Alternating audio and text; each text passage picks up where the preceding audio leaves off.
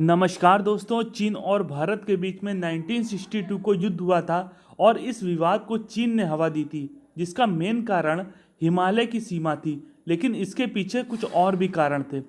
चीन ने 1959 में तिब्बत विद्रोह के बाद जब भारत ने दलाई लामा की शरण दी तो भारत चीन सीमा पर लगातार हिंसक घटनाएं होने लगी।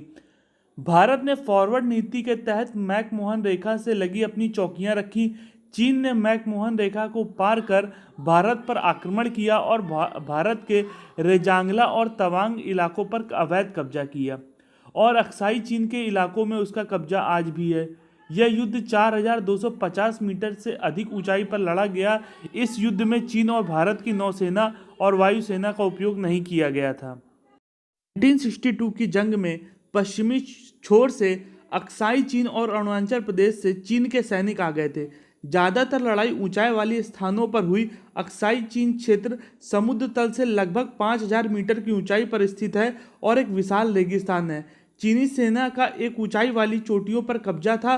दोनों देशों की लड़ाई के समय कठिनाइयों का सामना करना पड़ा और दोनों के कई सैनिक सिर्फ जमा देने वाली ठंड की वजह से मारे गए।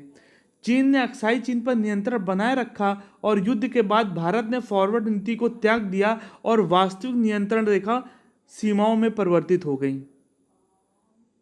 के बाद भारतीय सेना में बहुत बदलाव किए गए।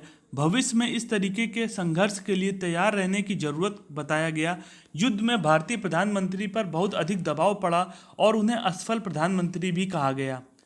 भारतीयों में विशाल देशभक्ति की लहर का संचार हुआ और युद्ध के शहीदों के लिए विशाल स्मारक बनना चालू हो गए। भारत ने इस युद्ध से सीखा कि देश को मजबूत बनाने की जरूरत है और नेहरू के भाईचारे की नीति को त्यागने की भी जरूरत है। चीन के साथ शांतिवाद समझौते को बढ़ावा देने के कारण नेहरू जी की बहुत आलोचना की गई। 1962 में सैन्य पराजय तो भारत की हुई थी और मौजूदा विकल्पों का न यूज़ करके भारत ने बहुत बड़ी गलती की थी। जबकि अमेरिका ने सलाह दी थी कि वो एयरफोर्स का यूज़ करके चीनियों को खदेड़ दे।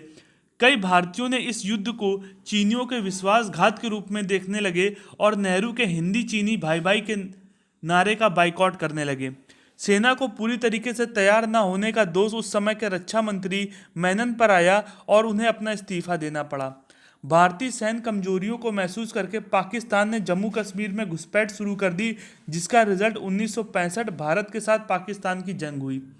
1967 में भी चोल घटना के रूप में चीनी और भारतीय सैनिकों की झड़प हुई, जिसमें चीन के 8 और भारत के 4 सैनिक मारे गए।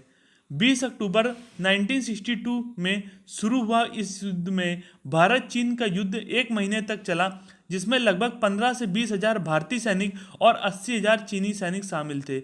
युद्ध के मैदान में भारत की अपेक्षा चीन के लगभग 7 गुना अधिक सैनिक थे। लड़े हुए सैनिकों में भारतीय सैनिकों को कड़ी टक्कर दी। दोनों सेनाओं के हताहत सैनिकों में कोई ज़्यादा बड़ा अंतर नहीं था। इस युद्ध में चीन के 722 सैनिक मारे गए, वहीं भारत के 1383 सैनिक शहीद हुए। चीन का यह हमला पूरी तरीके सुनियोजित था, पूरा प्लान आक्रमण था। यह हमला पश्चिम से पूर्व एक ही समय भारतीय समय के अनुसार 5 बजे शुरू हुआ।